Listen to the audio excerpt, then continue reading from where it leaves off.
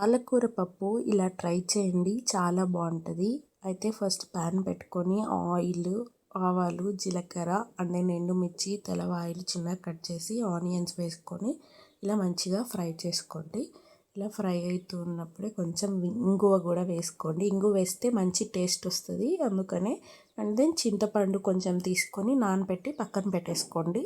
తర్వాత పాలకూరని చిన్నగా కట్ చేసుకొని మంచిగా ఫ్రై చేసుకోవాలి. ఒక 4 మినిట్స్ మంచిగా అది దగ్గరకు అయ్యేంత వరకు ఫ్రై చేసుకోండి. ఆకుకూర కాబట్టి తొందరగానే అవుతుంది. ఇలా మంచిగా తిప్పుతూ ఉండండి.